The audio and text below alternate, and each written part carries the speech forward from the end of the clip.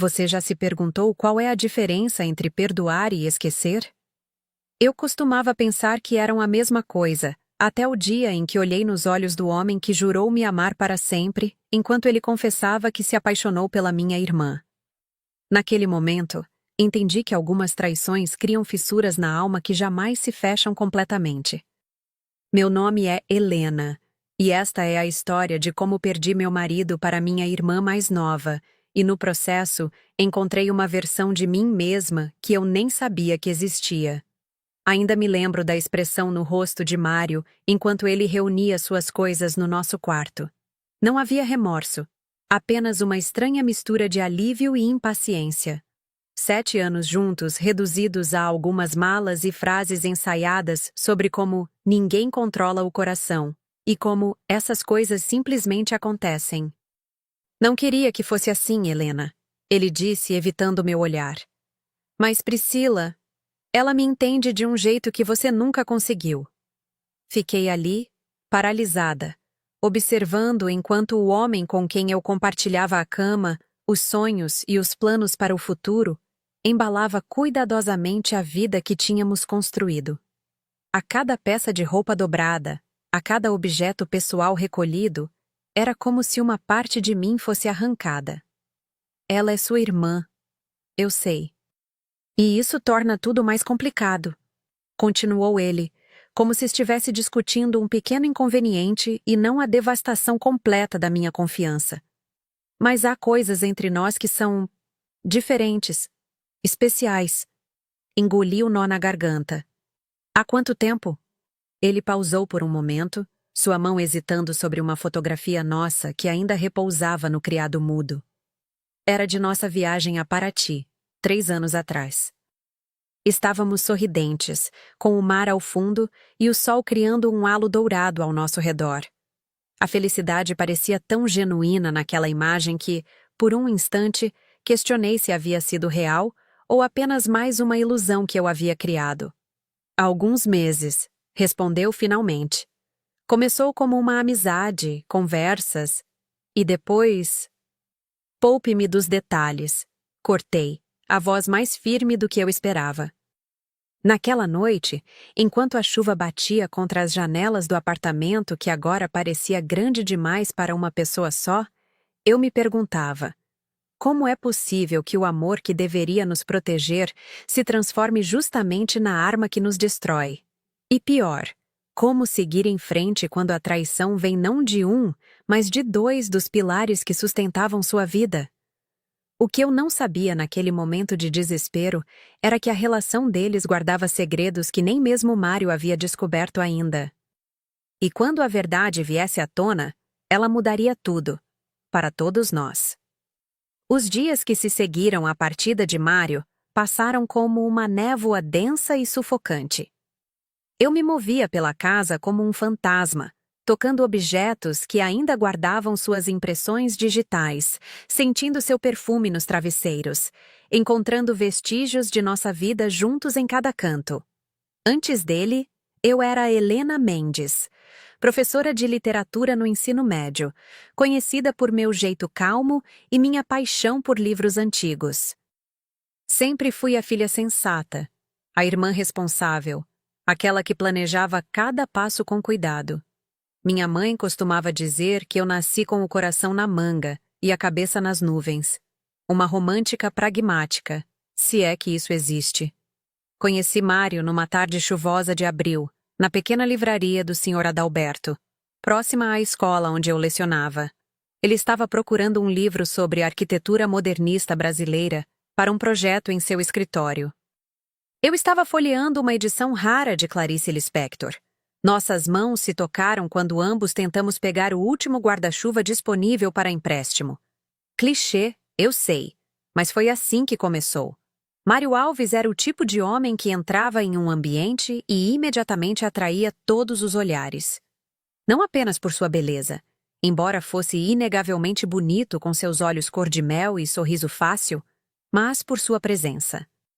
Ele tinha aquela confiança tranquila de quem sabe exatamente quem é e o que quer da vida. Arquiteto talentoso, falava sobre prédios e espaços como se fossem poesia concreta. Arquitetura é como um livro aberto. Ele me disse em nosso terceiro encontro. Cada estrutura conta uma história sobre quem somos e como queremos viver.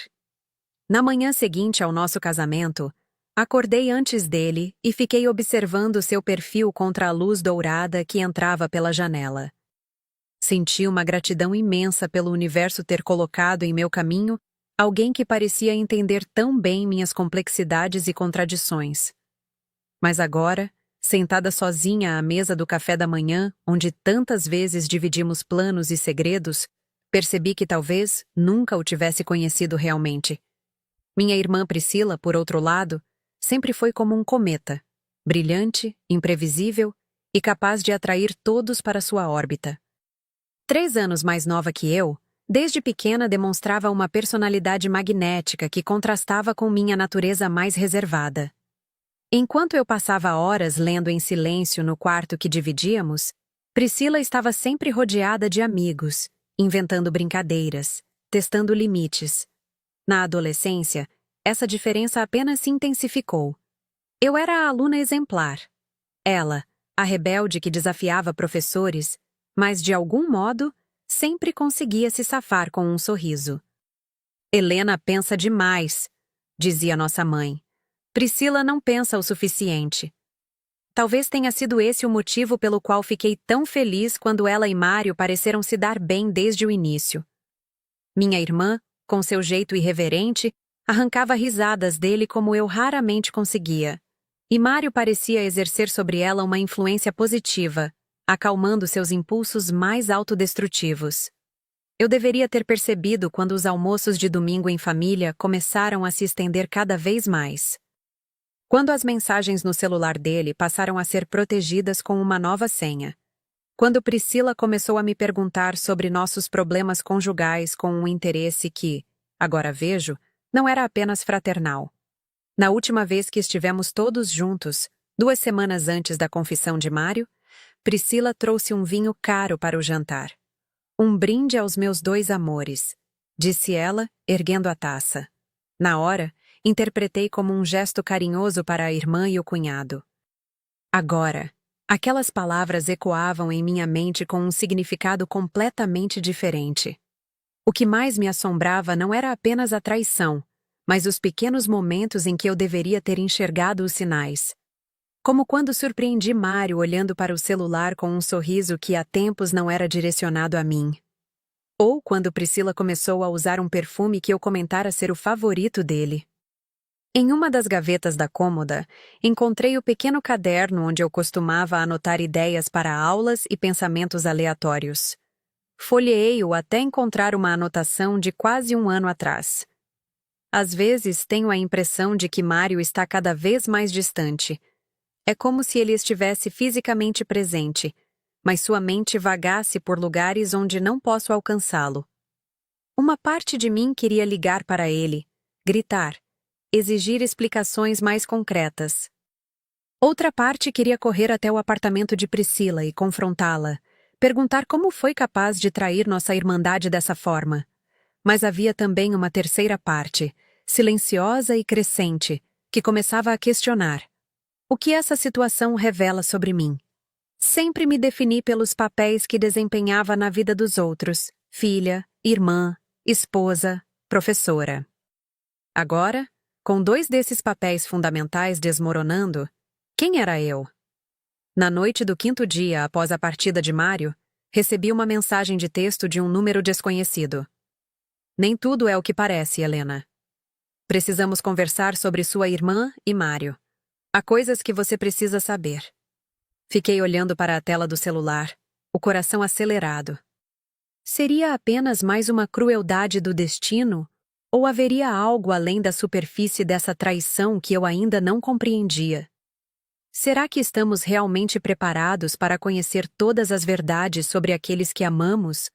Ou existe uma razão para certas coisas permanecerem nas sombras? A mensagem do número desconhecido ficou martelando em minha mente por 2 dias inteiros. Durante esse tempo, cheguei a digitar várias respostas, mas acabei apagando todas. Queria ignorar, fingir que nunca a recebi, mas a curiosidade fervia dentro de mim como água em ebulição. O que mais eu precisaria saber? Que segredos poderiam ser piores do que aqueles que já me dilaceravam por dentro? Na manhã do terceiro dia, respondi com um simples: "Quem é você? E o que sabe?" A resposta chegou quase instantaneamente. "Renata, colega de trabalho de Priscila. Café Meridiano, hoje às 15 horas. Você vai reconhecer a mesa." A agência de publicidade, onde minha irmã trabalhava como diretora de arte, era conhecida por seu ambiente competitivo e festas extravagantes. Priscila sempre voltava dessas comemorações com histórias que faziam minha vida de professora parecer monótona em comparação. Renata era um nome que já tinha ouvido antes, mas nunca prestei muita atenção. Apenas mais uma personagem nas narrativas coloridas que minha irmã compartilhava. Cheguei ao café 10 minutos antes do horário marcado. Um lugar charmoso no centro da cidade, com grandes janelas que deixavam entrar a luz natural e plantas suspensas que criavam uma atmosfera acolhedora. Reconheci a mesa imediatamente. No canto mais discreto, uma mulher de cabelos curtos e óculos quadrados acenou sutilmente em minha direção. Sobre a mesa, uma pasta amarela. "Helena", ela disse quando me aproximei, estendendo a mão com firmeza. "Obrigada por vir." Sentei-me em silêncio, as perguntas se acumulando na garganta, mas nenhuma conseguindo escapar. Renata pareceu entender meu estado emocional e foi direto ao ponto. "Não vou fingir que estou fazendo isso por você", declarou, seus olhos castanhos fixos nos meus. "Estou fazendo isso porque o que Priscila está fazendo não é certo. Não foi certo com você, e não está sendo certo com Mário." Algo no modo como ela pronunciou o nome dele, uma ponta de mágoa, talvez, me fez prestar ainda mais atenção. "O que quer dizer?" Renata abriu a pasta, revelando várias fotografias e alguns papéis impressos. "Sua irmã não está apenas tendo um caso com seu marido, Helena.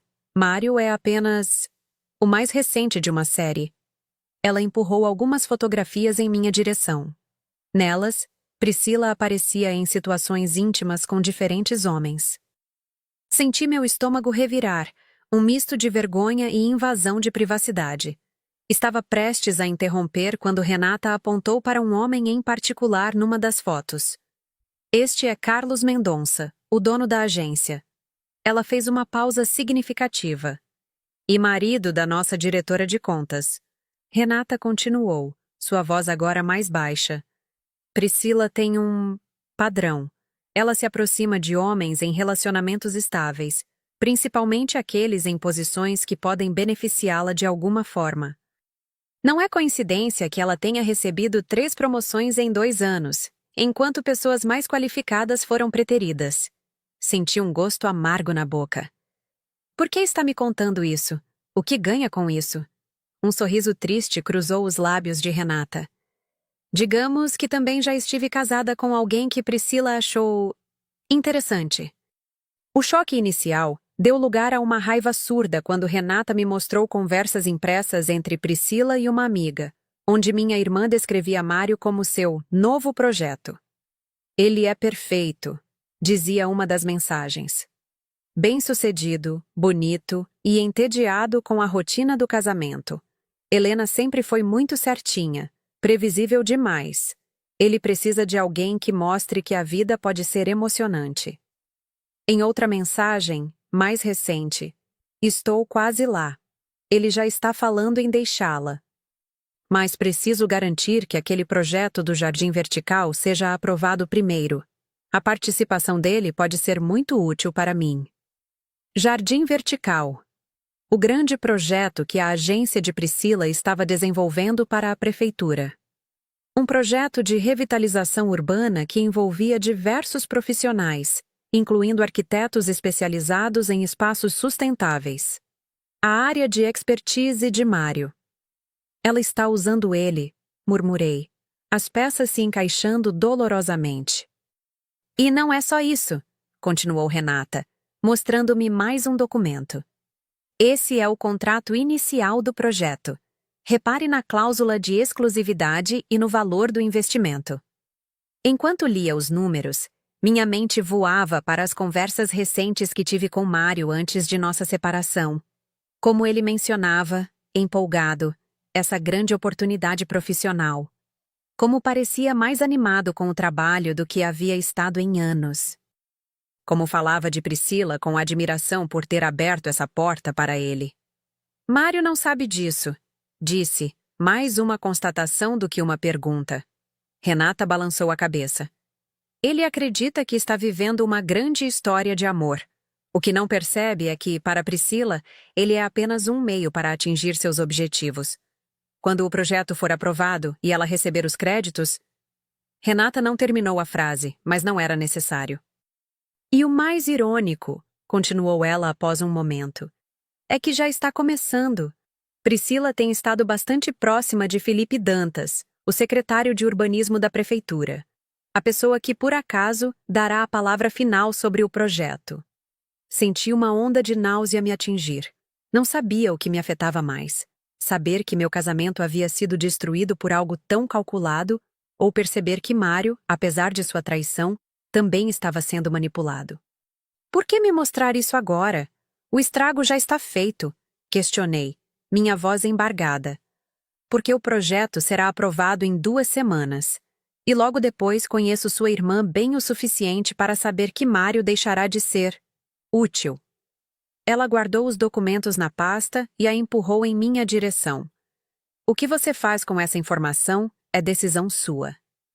Voltei para casa em estado de choque, a pasta pesando em minha bolsa como se estivesse carregando chumbo. As palavras de Renata se misturavam com fragmentos de memórias. Priscila perguntando casualmente sobre o trabalho de Mário meses antes de tudo começar. Seu súbito interesse em arquitetura sustentável. Os elogios exagerados às habilidades profissionais dele em jantares de família.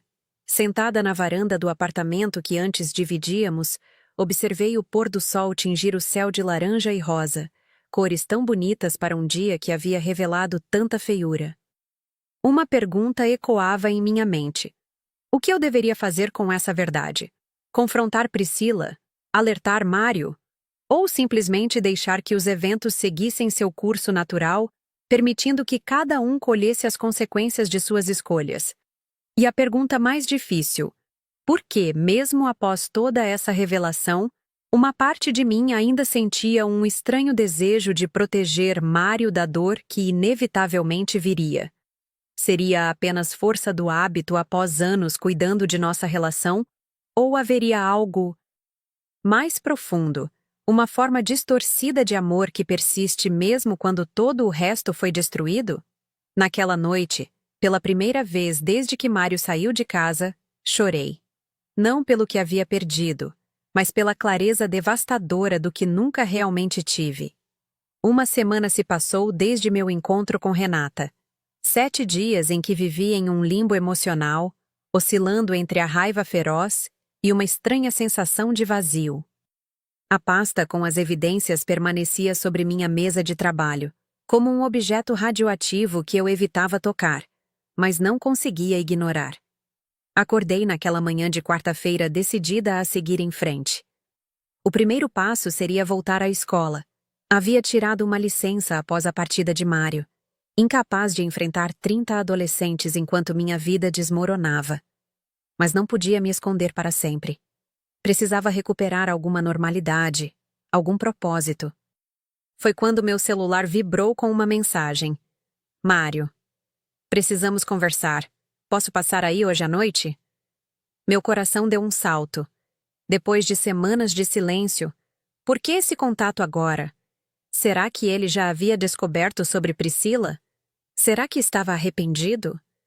Uma parte mesquinha de mim queria que ele soubesse a verdade, que sentisse ao menos uma fração da dor que eu senti. Outra parte, mais sensata, sabia que nada de bom viria desse encontro. Mesmo assim, respondi. 19 horas. Passei o dia reorganizando meus planos de aula, tentando me concentrar em Machado de Assis e Fernando Pessoa, mas minha mente continuava voltando para a pasta amarela. Para o rosto sorridente de Priscila nas fotografias, para suas mensagens calculistas, para a traição que ia muito além da infidelidade, era uma violação completa da confiança, do laço familiar, de tudo que eu acreditava ser sagrado. Às 19 horas em ponto, a campainha tocou. Mário sempre foi pontual. Um traço que eu antes admirava, e agora parecia apenas mais um detalhe irrelevante de um homem que eu não conhecia mais. Abri a porta, e lá estava ele. Mais magro do que me lembrava, com olheiras profundas e uma expressão que mesclava nervosismo e determinação. Vestia a camisa azul que eu havia comprado para seu aniversário do ano passado. Seria coincidência ou uma escolha deliberada? Por um momento fugaz, me permiti lembrar de como costumávamos ser, antes de tudo desmoronar. "Oi, Helena", disse ele hesitante. "Posso entrar?" Assenti, incapaz de confiar em minha voz, e dei um passo para o lado. Ele entrou, seu perfume familiar preenchendo o espaço entre nós. Por um instante, pareceu perdido, como se não soubesse mais onde deixar seu casaco num lugar que já foi seu lar. "Café?" ofereci, mais por hábito do que por hospitalidade. "Não, obrigado. Ele passou a mão pelos cabelos, um gesto nervoso que eu conhecia bem. "Eu precisava te ver, falar sobre tudo." Sentamos na sala, o silêncio desconfortável pairando entre nós como uma terceira presença. Através da janela, podia-se ouvir a cidade, buzinas distantes, o latido de um cão, fragmentos de vida continuando apesar de tudo.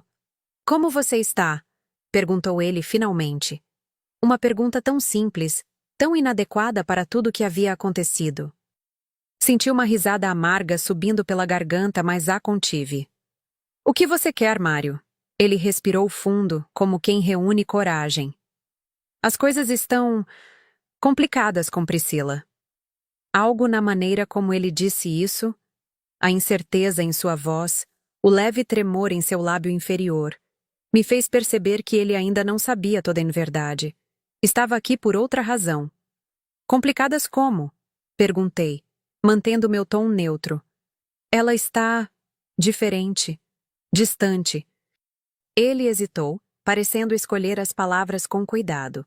No começo, tudo parecia perfeito, mas agora, ela chega tarde quase todos os dias, sempre com desculpas sobre reuniões de trabalho. Quando questiono, ela se irrita, diz que estou sufocando-a. Ouvi com uma calma surpreendente, observando o homem à minha frente lutar com suas próprias dúvidas. Era como assistir a um filme cujo final eu já conhecia. "O projeto do jardim vertical foi aprovado ontem", continuou ele, um brilho momentâneo em seus olhos. "Deveria ser um momento de celebração para nós dois. Trabalhamos tanto nisso, mas Priscila nem quis comemorar comigo. Ela saiu para jantar com a equipe da agência. Voltou às 3 da manhã. E por que está me contando isso?" A pergunta pairou no ar entre nós, pesada com implicações. Mário desviou o olhar, fixando-o em algum ponto além da janela. "Eu não sei." Sua voz quase um sussurro. Talvez eu tenha cometido um erro." Senti algo quebrar dentro de mim. Não de dor, mas de clareza. Ali estava ele, o homem que destruiu nossa vida juntos, agora incerto sobre sua escolha, não porque percebeu o valor do que tínhamos, mas porque sua nova realidade não correspondia às suas expectativas. Não veio por mim, veio por ele mesmo. "Um erro", repeti lentamente, cada sílaba carregada de 7 anos de memórias compartilhadas. "É assim que você define o que fez conosco? Um erro?" Ele estendeu a mão, como se quisesse me tocar, mas recuei instintivamente. "Helena, eu sei que te magoei profundamente. Sei que traí sua confiança, nossos votos. Não é só sobre mim." As palavras explodiram antes que pudesse contê-las. "É sobre quem você é, Mário. É sobre suas escolhas, suas prioridades. Você não apenas me traiu, você traiu a si mesmo, tudo o que dizia valorizar." Me levantei, caminhando até a mesa onde a pasta amarela repousava. Um fio invisível de tensão se esticou ao máximo enquanto minha mão pairava sobre ela.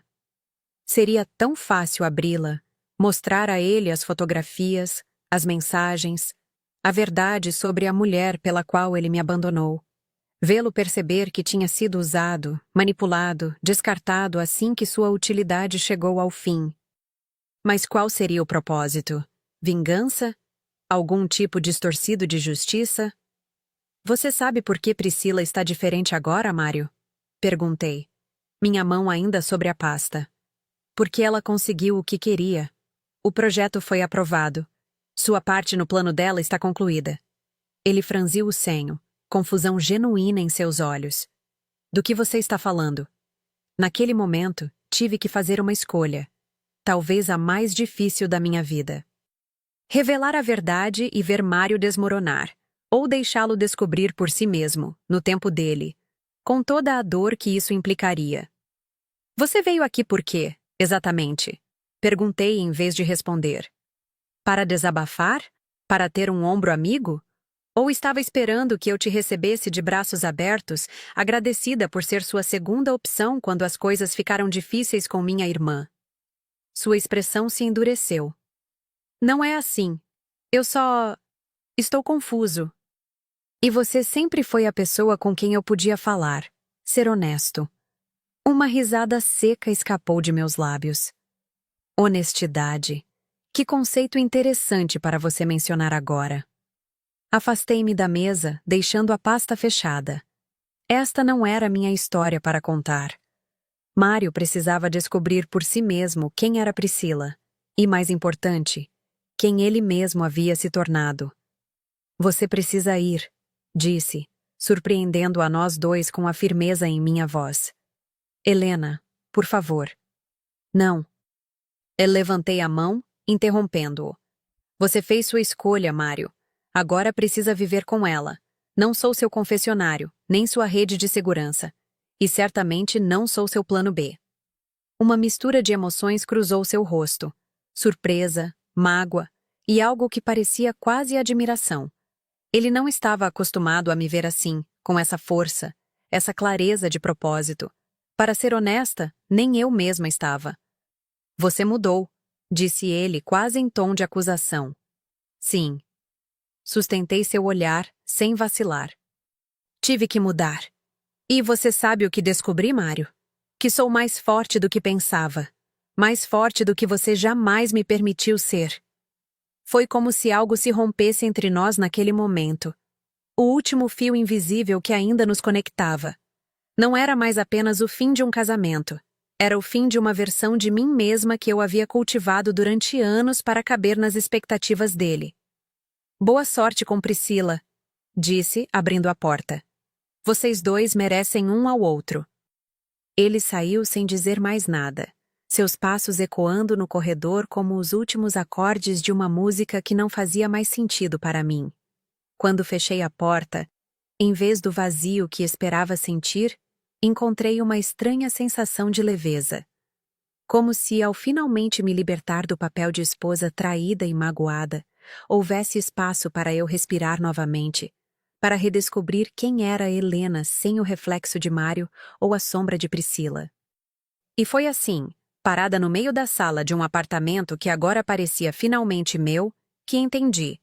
Às vezes, a verdadeira libertação não está em buscar justiça ou vingança, mas em perceber que algumas batalhas não precisam ser nossas para lutar. Algumas verdades encontram seu próprio caminho até a superfície, no tempo certo, sem nossa intervenção.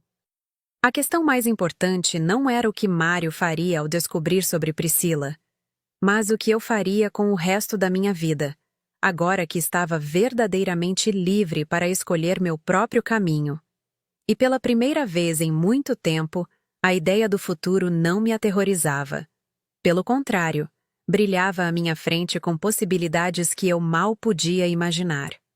3 meses se passaram desde aquela noite em que mandei Mário embora pela segunda vez. O outono chegou, transformando as árvores da cidade em explosões de vermelho e dourado. Sempre amei essa época do ano, o ar mais fresco, as folhas dançando no vento, a sensação de que, mesmo no processo de deixar ir, há beleza. Voltei a lecionar em tempo integral e, para minha surpresa, encontrei um novo entusiasmo nas salas de aula. Algo havia mudado em mim, e os alunos perceberam. A senhora está diferente, professora Helena, comentou Júlia, uma das minhas estudantes mais observadoras, após uma aula particularmente animada sobre poesia contemporânea. Mas, presente. Ela estava certa. Antes, eu estava sempre parcialmente ausente, dividida entre minha vida profissional e a constante preocupação de manter meu casamento funcionando, de ser a esposa que Mário precisava. Agora, estava inteira em cada momento, cada conversa, cada página lida em voz alta. Transformei o apartamento também. Pintei as paredes de um azul suave que sempre quis, mas que Mário considerava muito feminino. Reorganizei os móveis, doei objetos que já não faziam sentido para mim, e transformei o antigo escritório dele em um espaço de leitura aconchegante, com a poltrona vintage que encontrei em um brechó e sempre sonhei em ter. Em algumas noites, sentada nessa poltrona com um livro e uma taça de vinho, ainda sentia ecos de tristeza, momentos em que a solidão pesava mais. Não por falta de Mário especificamente, mas pela ausência da ideia de compartilhar a vida com alguém. Nesses momentos, eu me permitia sentir plenamente, sem julgamento. Afinal, o luto não segue uma linha reta, e eu estava aprendendo a honrar cada emoção como parte da jornada. Quanto a Priscila e Mário, ouvia fragmentos de informações através de amigos em comum e familiares. Como previ, seu relacionamento desmoronou rapidamente após a aprovação do projeto. Mário, pelo que soube, mergulhou completamente no trabalho, supervisionando pessoalmente cada etapa da implementação do jardim vertical. Talvez fosse sua forma de lidar com a desilusão, de dar algum significado ao caos que sua vida pessoal havia se tornado. Priscila, por outro lado, estava agora frequentemente vista com Felipe Dantas, o secretário de urbanismo, exatamente como Renata havia previsto. O padrão continuava, implacável. Parte de mim sentia pena dela, presa nesse ciclo destrutivo de validação externa e conquistas vazias. Outra parte se perguntava se ela algum dia perceberia o rastro de dor que deixava para trás. Foi numa tarde de quinta-feira, enquanto corrigia provas em uma cafeteria perto da escola, que vi Mário novamente. Ele entrou sozinho, aparência cansada, e pediu um café. Quando se virou e nossos olhares se encontraram, houve um momento de hesitação, como se ambos estivéssemos decidindo se deveríamos fingir não ter nos visto. Contra toda a expectativa, ele caminhou até minha mesa. Helena, disse, com um aceno tímido. Posso me sentar? Avaliei meus sentimentos naquele instante. Não havia o aperto no peito que antes me consumia, nem o impulso de me afastar para proteger o que restava do meu coração. Apenas uma curiosidade calma, quase clínica. Claro, respondi, indicando a cadeira à minha frente. Ele se sentou, colocando sua xícara com cuidado sobre a mesa. Parecia mais velho, não apenas fisicamente, mas em um sentido mais profundo. Seus olhos carregavam um peso que não estavam lá antes. Como você está? Perguntou, parecendo genuinamente interessado. Bem, respondi com honestidade. Realmente bem.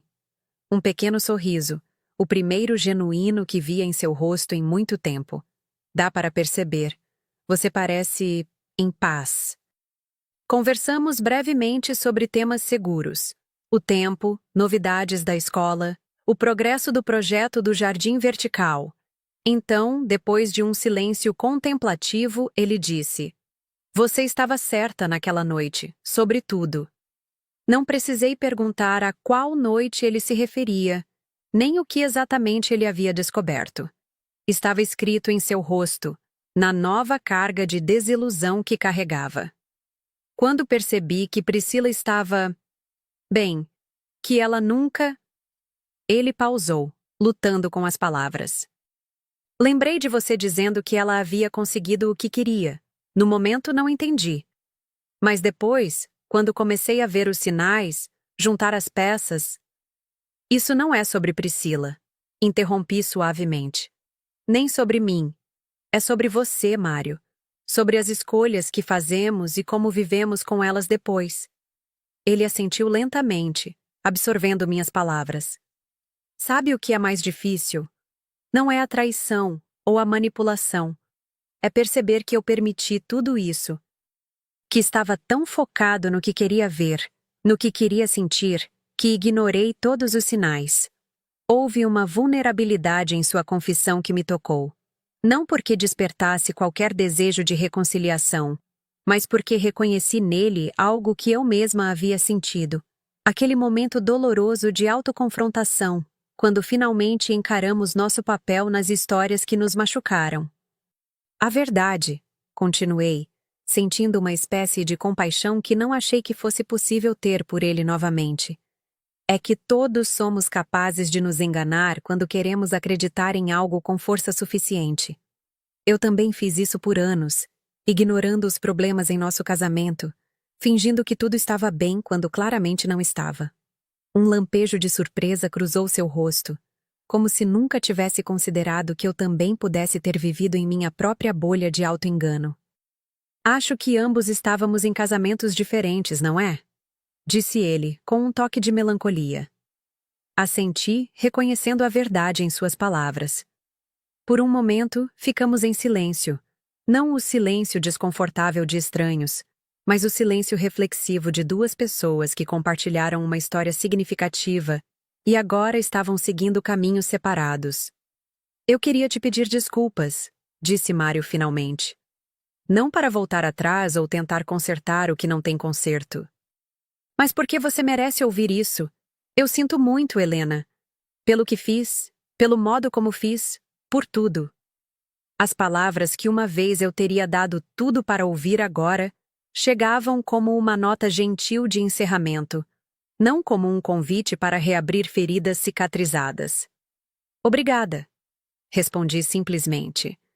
Isso significa algo para mim. Quando nos despedimos, cerca de 20 minutos depois, não havia promessas de manter contato ou reconstruir pontes. Apenas um reconhecimento silencioso de que algumas histórias precisam terminar para que outras possam começar. Observei-o sair da cafeteria e desaparecer na rua movimentada, sentindo uma estranha sensação de conclusão. Era como fechar um livro após ler a última página. Uma mistura de satisfação por ter completado a jornada e uma leve melancolia por ter que dizer adeus aos personagens. Naquela noite, sentada em minha poltrona com um novo romance nas mãos, refleti sobre os estranhos caminhos que a vida toma. Como as mesmas pessoas que nos despedaçam também podem, inadvertidamente, nos forçar a reconstruir versões mais fortes de nós mesmos. Como as traições, por mais dolorosas que sejam, às vezes nos liberam de relacionamentos que já não nos serviam mais. Pensei em Priscila também, e no laço familiar que havia sido rompido. Eventualmente, talvez pudéssemos reconstruir algum tipo de relação, embora nunca mais fosse ser o que já foi. Também havia perdão a ser considerado, não por ela, mas por mim mesma, porque carregar ressentimento é como beber veneno e esperar que a outra pessoa morra. A pasta amarela com as evidências que Renata me entregou ainda estava guardada em uma gaveta. Nunca a usei. Nunca expus Priscila. Nunca busquei vingança. Não porque ela não merecesse confrontar as consequências de suas ações, mas porque eu escolhi não fazer disso a minha batalha. Algumas verdades encontram seu próprio caminho até a superfície, e algumas lições precisam ser aprendidas pessoalmente para terem significado. O telefone tocou, interrompendo meus pensamentos. Era Clara, minha colega de departamento na escola, convidando-me para um grupo de leitura que estava formando. Estamos começando com Virginia Woolf, disse ela, animada. Achei que poderia te interessar. Sorri, sentindo uma onda de gratidão por esses novos começos. Essas pequenas aberturas no tecido da vida que nos convidam a explorar além das fronteiras que conhecemos. Eu adoraria, respondi. Depois de desligar, caminhei até a janela e observei a cidade à noite, as luzes cintilando como estrelas terrenas. Cada janela iluminada representava uma história em andamento, vidas entrelaçadas em padrões complexos de amor, perda, redenção e recomeço. A minha era apenas uma entre milhões, mas era minha história para contar, meu caminho para trilhar. E pela primeira vez em muito tempo, estava ansiosa para descobrir os próximos capítulos. Porque no final, a pergunta não era mais: como pude ser traída por aqueles que mais amava? Mas sim, quem escolho ser agora que estou livre para reinventar-me? E para essa pergunta, eu tinha toda uma vida pela frente para descobrir a resposta. Um ano depois, o convite chegou numa terça-feira de primavera, em um envelope simples com meu nome escrito em uma caligrafia que reconheci imediatamente. Fiquei olhando para ele sobre a mesa da cozinha por alguns segundos antes de criar coragem para abri-lo. Era um convite para a inauguração oficial do Jardim Vertical do Centro Cultural. O projeto que havia entrelaçado nossas vidas de maneiras que nenhum de nós poderia ter previsto. Abaixo do texto formal, havia uma nota manuscrita. Helena, sua presença significaria muito. Este projeto não existiria sem você, de mais maneiras do que posso expressar. Mário. Corri os dedos sobre as palavras, refletindo sobre a ironia de tudo. De certa forma, ele estava certo. Minha ausência em sua vida havia sido tão significativa quanto minha presença já fora um dia. As escolhas que fizemos, as dores que causamos uns aos outros, tudo isso havia se transformado em algo tangível e público. Um espaço que beneficiaria a cidade inteira. No grupo de leitura que Clara havia formado, estávamos discutindo Mrs. Dalloway naquela semana. Uma passagem em particular ecoava em minha mente enquanto contemplava o convite. Não são as catástrofes, os assassinatos, as mortes, as doenças que nos envelhecem e matam, mas a maneira como as pessoas olham e riem, e sobem escadas, e dizem adeus. Era nas pequenas coisas que eu havia encontrado minha reconstrução, nas manhãs tranquilas com café e livros que agora pertenciam exclusivamente a mim, nas aulas onde me permitia mostrar mais paixão, nas novas amizades que floresceram quando finalmente abri espaço para elas. O relacionamento com minha família havia se transformado também. Meus pais, inicialmente devastados com a situação entre suas duas filhas, eventualmente encontraram um novo equilíbrio. Nas reuniões familiares, Priscila e eu mantínhamos uma distância educada, como duas nações que estabeleceram uma trégua frágil após um conflito doloroso. Vi minha irmã raramente naquele ano, mas as poucas vezes que nos encontramos foram suficientes para notar mudanças nela também. Havia um novo tipo de sobriedade em seus olhos, como se talvez, apenas talvez, ela estivesse finalmente confrontando o vazio que tentava preencher com suas conquistas e manipulações. Ouvi dizer que ela havia começado terapia, embora nunca tenhamos falado sobre isso diretamente. Felipe Dantas não durou muito em sua vida, assim como eu imaginava. O último que soube é que ela estava focada na carreira novamente. Desta vez, aparentemente sem usar relacionamentos como degraus. Parte de mim torcia para que ela encontrasse a paz que procurava há tanto tempo de maneiras tão destrutivas. Afinal, apesar de tudo, éramos irmãs, ligadas por memórias de infância que nenhuma traição adulta poderia apagar completamente. Quanto a Mário, nossos caminhos se cruzaram ocasionalmente. Conversas breves, educadas, com a intimidade estranha de duas pessoas que um dia conheceram cada nuance uma da outra e agora navegavam o território desconhecido de serem quase estranhos novamente. Ele estava sóbrio, focado, dedicando-se inteiramente ao jardim vertical como se fosse uma forma de redenção. Na noite anterior à inauguração, sonhei com reflexos. Estava diante de um espelho quebrado, mas em vez de ver minha imagem fragmentada, cada pedaço mostrava uma versão diferente de mim, a esposa dedicada que fui, a mulher devastada pela traição, a professora renovada que estava me tornando, e versões futuras que ainda não podia reconhecer completamente. Quando acordei, entendi que não precisava escolher apenas uma dessas versões. Todas elas eram partes de quem eu era, facetas de uma vida que continuava a evoluir. Decidi ir à inauguração. Não por Mário, nem por algum desejo de fechar ciclos, mas porque aquele projeto, de maneira estranha e inesperada, também era parte da minha história. O dia amanheceu claro e luminoso. Vesti um vestido verde esmeralda que havia comprado no mês anterior, uma cor que nunca tive coragem de usar antes, achando-a chamativa demais. Agora, apreciava como ela realçava meus olhos e complementava os tons dourados que o sol havia trazido aos meus cabelos durante o verão. Clara me acompanhou, junto com outros 2 professores do grupo de leitura, com quem havia desenvolvido uma amizade próxima.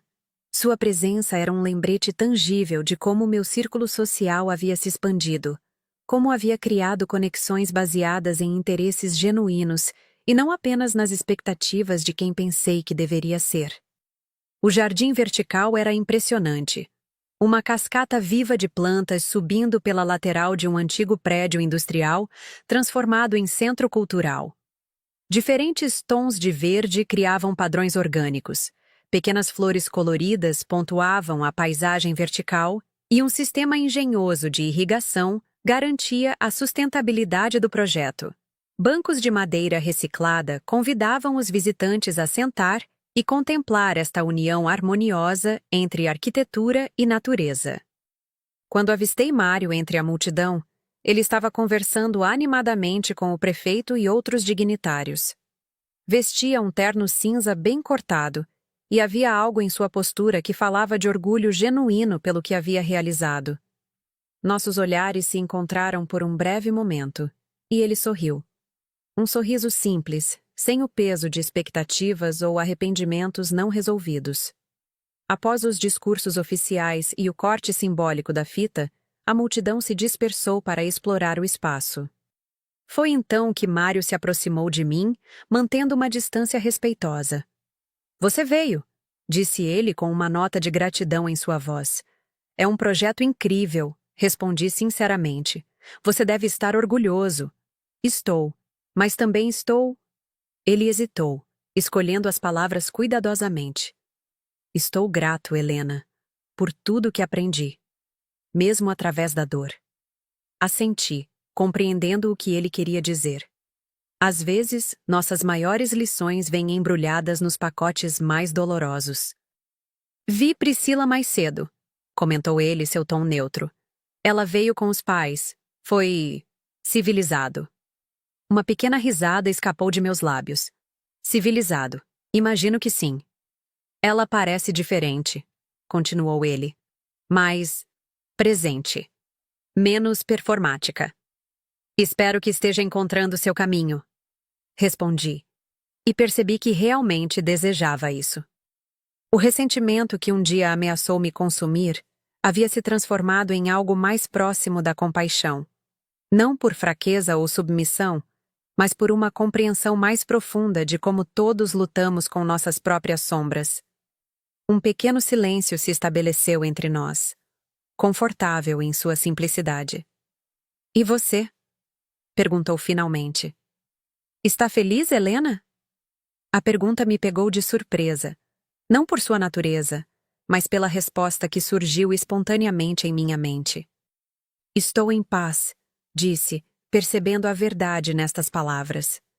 "E aprendendo que a felicidade não é um destino, mas momentos que colhemos ao longo do caminho."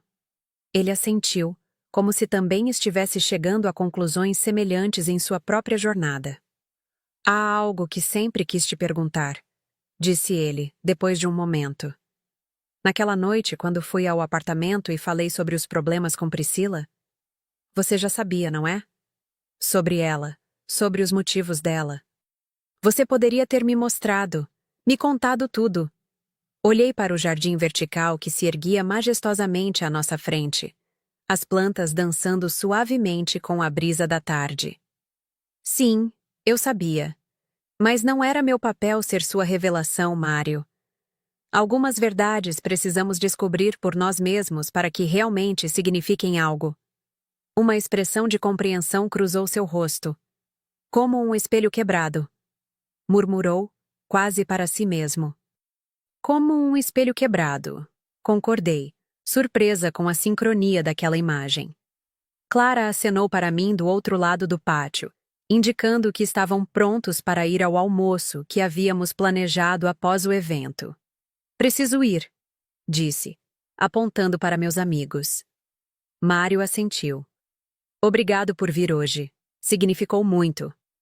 Boa sorte com seus próximos projetos, respondi, estendendo a mão em um gesto de despedida. Ele a apertou brevemente, e naquele simples contato havia respeito e aceitação, não do que havia acontecido entre nós, mas do que ambos havíamos nos tornado depois. Enquanto caminhava em direção a Clara e os outros, senti uma sensação de completude que não tinha nada a ver com relacionamentos românticos ou validação externa. Era a certeza tranquila de que, independentemente do que a vida ainda reservava para mim, eu estava inteira. Não perfeita, não invulnerável, mas autenticamente presente em minha própria história. Olhei para o céu azul de primavera, para as plantas que escalavam desafiadoramente o concreto cinza, para os rostos sorridentes dos meus novos amigos. Em cada fragmento desta nova realidade, vi reflexos da mulher que havia me tornado. Uma mulher que havia sido quebrada, sim, mas que escolheu recolher os pedaços e criar com eles algo inteiramente novo e inesperadamente belo.